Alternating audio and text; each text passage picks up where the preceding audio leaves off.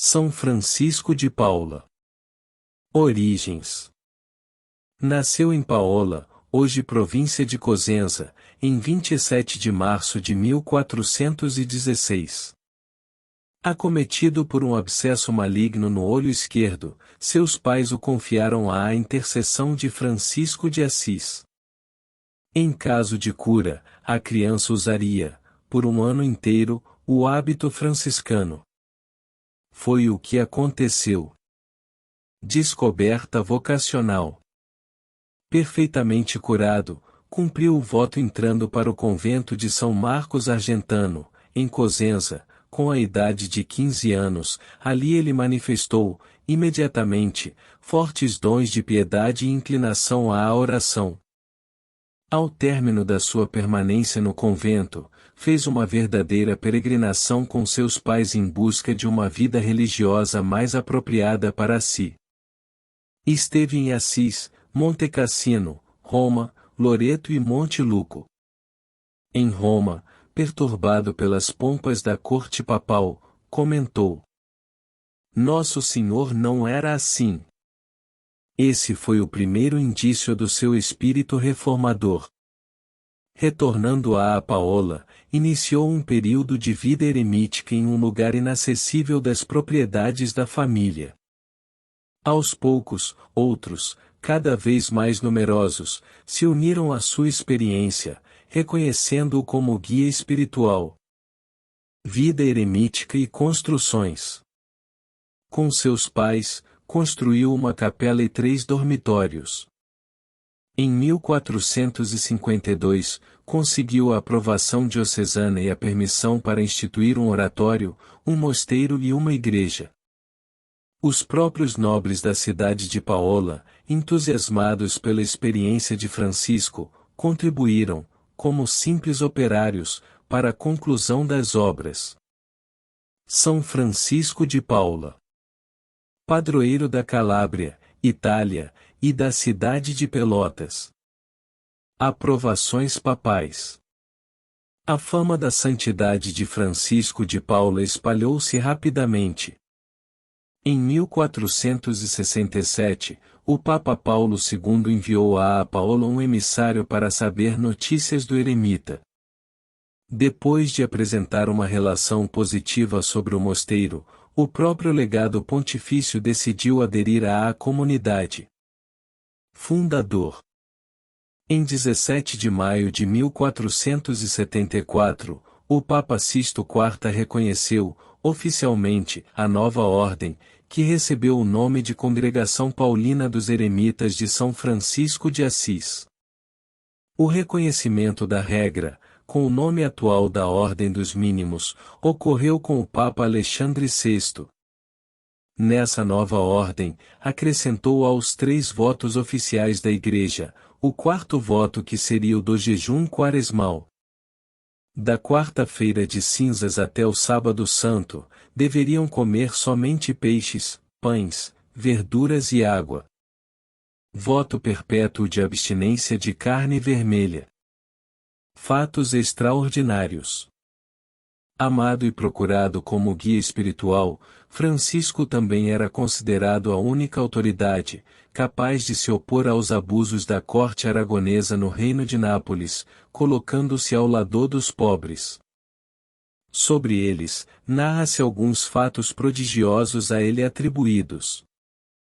Em 1464, ano de grave escassez, alguns operários se dirigiam à planície de Terra Nova para encontrar trabalho. No território de Galatro, Régio Calábria, depararam-se com São Francisco, que ia para Sicília, a quem pediram um pouco de pão, porque estavam famintos e nada tinham para comer. Então, Francisco lhes disse: Mostrem-me seus alforjes, porque dentro há pão.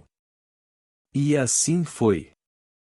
Em seus pobres bornais, os operários encontraram pão branquíssimo, fresquinho e quentinho. Quanto mais eles comiam, mais aumentavam os pães.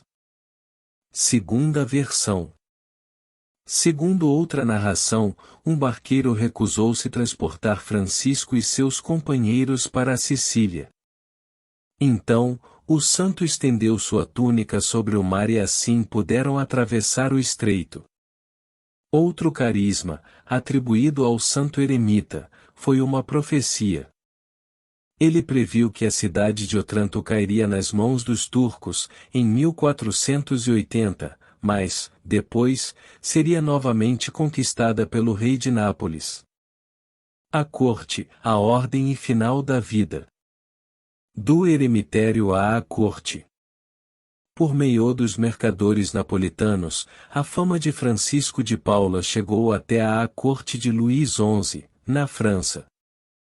Enfermo, o rei pediu ao Papa Sisto IV para mandar o eremita ir ter com ele em seu leito. Tanto o Papa como o rei de Nápoles notaram neste convite a possibilidade de vantagens políticas. Francisco, no entanto, obedeceu, com um pouco de desprazer, ao pedido do Papa, pois ele estava acostumado a seu eremitério e não se adaptaria facilmente à vida de corte.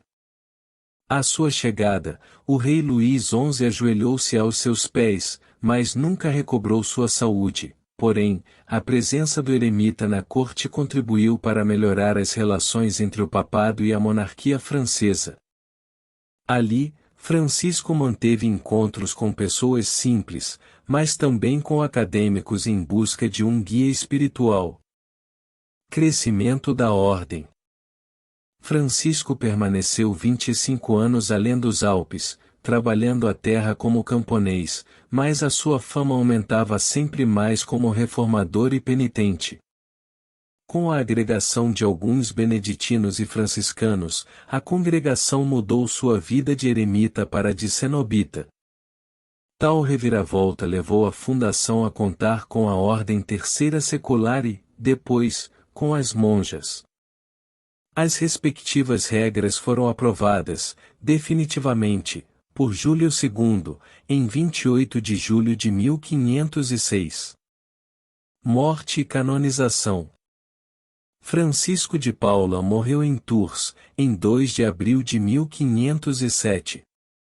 Sua fama difundiu-se logo pela Europa, por meio dos 3 ramos da família dos mínimos.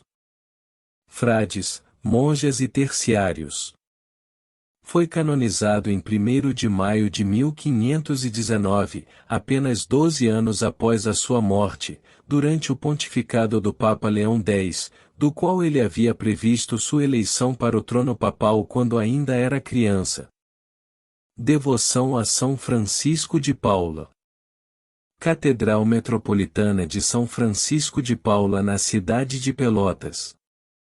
Além de padroeiro da cidade de Pelotas, foi erigida a sua catedral com o patrocínio do santo. O lugar é enriquecido de pinturas compostas por artistas italianos. Somado a isso, todos os anos comemora-se com devoção este santo. Oração.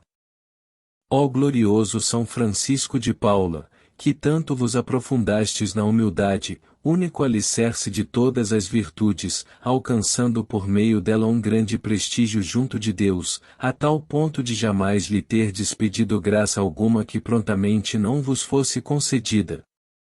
Aqui, venho aos vossos pés para suplicar-vos. Extinga do meu coração todo afeto de soberba, de vaidade e, em seu lugar, floresçam os preciosos frutos da humildade, para que possa ser verdadeiro devoto e imitador vosso, e merecer o grande patrocínio que de vossa eficaz intercessão espero. Rogo, para alcançar de Deus a graça de que tanto necessito, desde que não seja contra a vontade do Altíssimo. Amém. Minha oração. Ó Francisco, grande milagreiro e exemplo de vida devota, ajudai-nos a viver uma vida profundamente piedosa. Ensina-nos o caminho da penitência e da pobreza que me cabe, mas sobretudo o amor e a santidade. São Francisco de Paula. Rogai por nós.